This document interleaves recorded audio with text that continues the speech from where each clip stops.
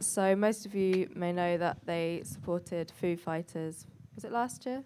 Last year, yeah. Yep. Can you tell me how that came around? So we were coming back from a festival in Belgium, I think, and Joe and our manager Mark were in the front discussing about the fact that we had been put into the hat to support Foo Fighters, and Joe came up with an idea of sending them a present. This present was a jigsaw puzzle of me in my underpants with a sign saying "Pick IDLES." So I went home that night and my girlfriend took a really, really bad photo. Like, it was the worst possible, like, out of focus, out of frame. Like, it was just terrible. Were you laying on a sofa? I was laying on the sofa, yep. And yeah, sent it off and it got sent to the Foo Fighters. Yeah, and then we got to support them. There's an interesting point around that, beyond the funny story of Dev and his pants, which is harrowing if you ever get to see it. Agreed. It was a fundamental discussion we had as a band where supporting Foo Fighters was not a cool move. None of us are fans of Foo Fighters, if I'm honest. Like, there's no kudos behind Foo Fighters. I like their early stuff, or I did when it was out. I never would choose to listen to one of their albums now. But one of the things we discussed as a band was why we would do it and why we wouldn't do it. And that's something that you might have a conversation about within the industry. Do I do this? Is it worth the time? Because you can burn bridges by taking opportunities that don't look cool or you just get money for. But we decided to do it because it was an opportunity to be ourselves on a massive stage to people that might not necessarily go to live music very often and might not like us, but there's an opportunity there to open doors and change people's minds on listening to IDLES. Fuck who cares who's on after us. It's just a massive stage. The money wasn't great considering how many people were watching us in any sense of that word. But we seized that opportunity to change the narrative because Foo Fighters are just Foo Fighters. No, we weren't ever going to change that narrative, but we could change our own narrative and make a difference to our own careers by taking a hit, because there'll be some trendy fuckers in London going, oh my God, they're Foo Fighters. But fuck them. They can keep their haircuts. We're now where we are because we fuck kudos off and ignore that stuff. You want to be trendy. But the trouble with being trendy is you'll be very untrendy very quickly. Fashionable people become unfashionable. So it's something that we discussed, and I'm really glad we took that opportunity, you know, because there might be some art students laughing at us, but we now get to tour the world and do what we love. And we haven't changed who we are, we just changed our audience.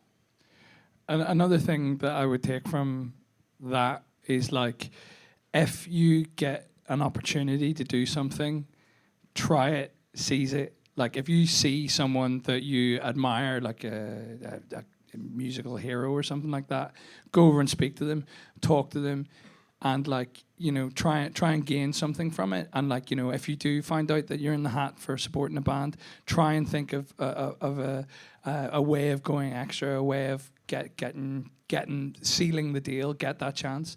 That's something that's happened continuously in this band, is that every time we have been granted an opportunity, or it's even been like a silent opportunity that we didn't actually, you know, see it at the time, it's about recognizing it and going, yes, this is what we need to do because this can make a huge difference.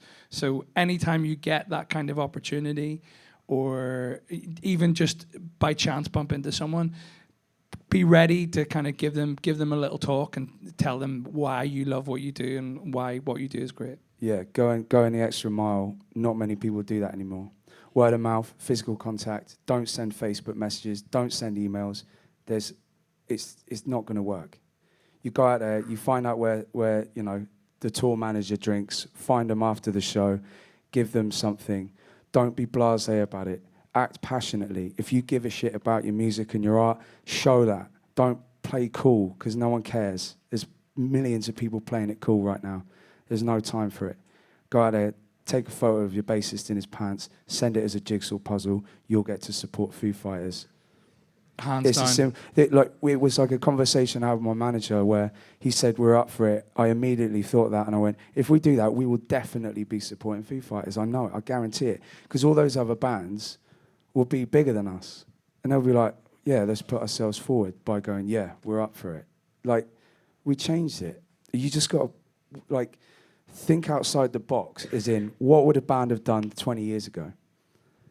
You know, when it was more organic and there was more of a humane aspect to music, because music is a humane thing. It's an interaction.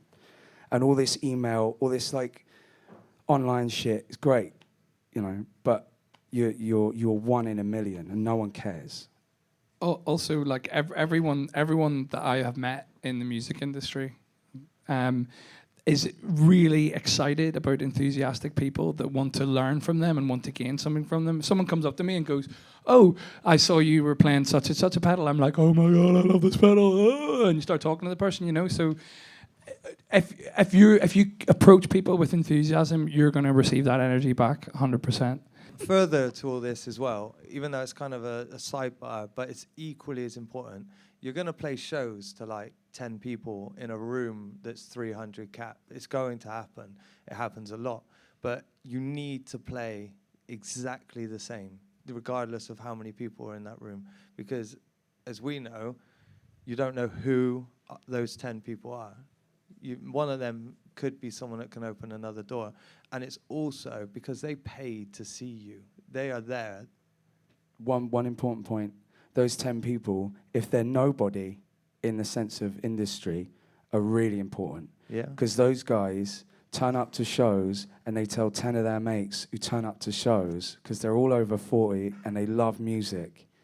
And like those 10 people that came to see us at the Camden Barfly brought all their mates, and then we filled half a room because we played our ass off to 10 people. Mm-hmm.